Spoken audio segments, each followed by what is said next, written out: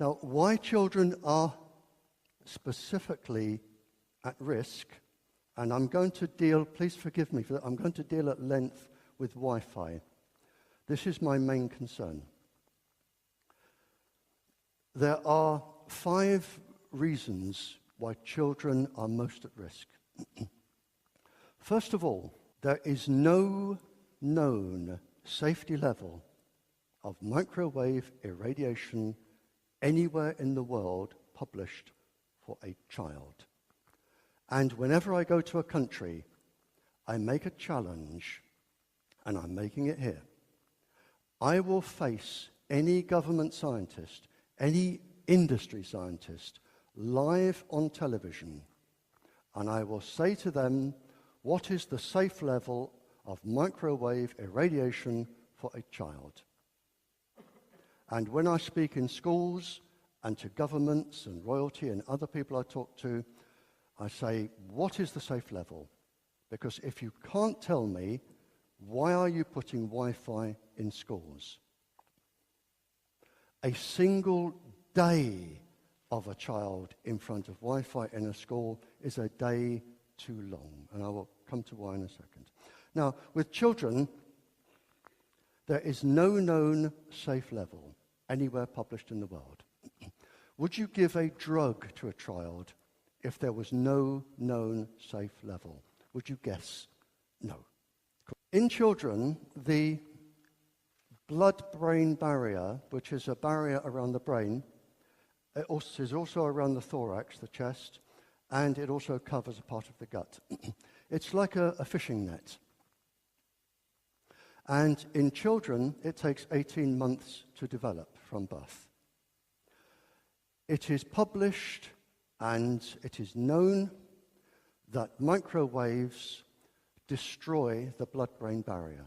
Now, what that means is that as the child is in the womb and as the child is growing up, toxins from inside the body can go into the brain and cause damage.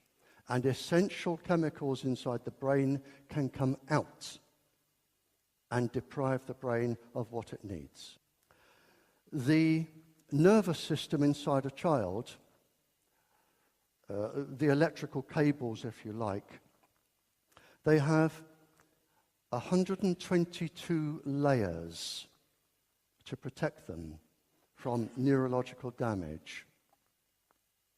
And they take 22 years to complete. A child doesn't have the full system until the child is 22 years old. They are laid down by a system known as protein synthesis. And protein synthesis is destroyed by microwave irradiation. You are risking neural degenerative damage with your children with Wi-Fi in a classroom. And I can assure you, as true as I stand here, the levels of radiation in a classroom exceed those that are used in the Cold War to make people sick. And if you add up the radiation a child is exposed to in a class of 20 or 30 transmitters, with one on the wall, with one in the playground, taking all of the calls from all the other classrooms and spreading around the school, when you add that up, it's pretty frightening. The immune system of a child takes 18 years to complete. And at the beginning, that document from the American government, everything it comes up with is suppression of the immune system. So you are destroying a child's immune system, again, before it's up and running. And of course, I have documentary evidence for all this. And finally, the bones. The bones in a child are not fully developed until the child is 28. Now, if a child goes to school at 5 and stays there at university until 24, and they use Wi-Fi, that's a lot of bone damage. And there are papers to show that both the marrow in the bones, which is of course moist, which makes the immune system, and the bone density, they can be affected. But it takes 28 years. And if anybody's wondering what the last bone is to form, it's the clavicle. Now, the reason there is no safe level for a child is that, and this appeared in a scientific journal, August 2012, they have just suddenly realized what we have been saying all along. Children are not small adults. You don't look at an adult dose and scale it down for a child. That is wrong. They are immensely complex beings, immensely complex. And you cannot scale. This is to do for the drugs industry. This is a warning for the drugs industry that where they're putting adult dose, child dose, the child dose is wrong. It is a guess.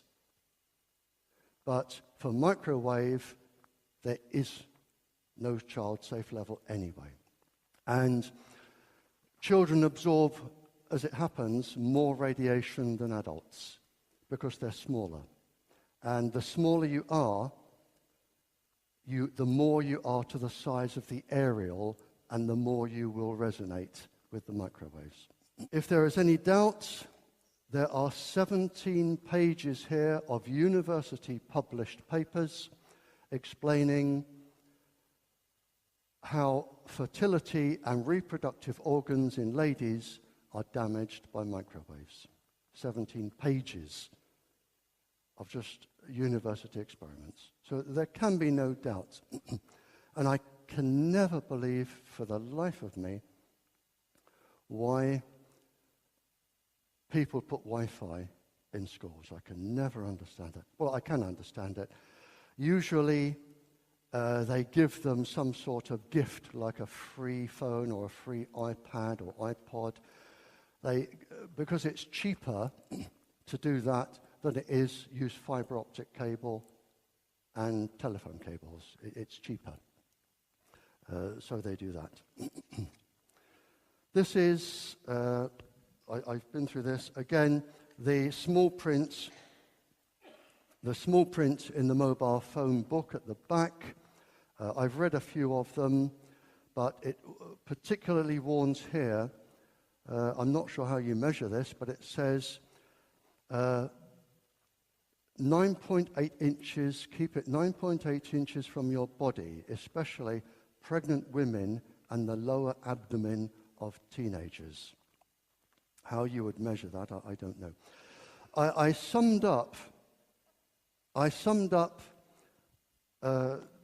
quite a few hundred research papers, and I'm going to leave the doctor with a copy of this if anybody wants it. If you do, I suggest you photocopy it in color because it highlights different areas.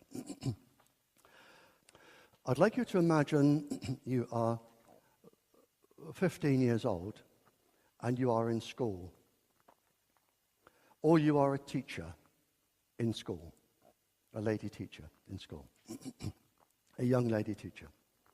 You have around 400,000 eggs or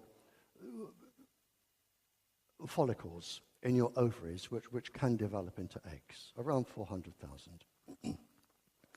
Now, they are being irradiated from your Wi-Fi. And what a lot of scientists fail to read is that this particular DNA inside the follicles or the eggs suffers 10 times more damage from radiation than any other DNA in the body. So even if the children had a safety level, it would be a factor of 10 out anyway. They suffer 10 times more. And this particular DNA, the mitochondrial DNA, is irreparable. If a child goes into school tomorrow and that particular part of the DNA is damaged, then what I'm going to say now is quite shocking.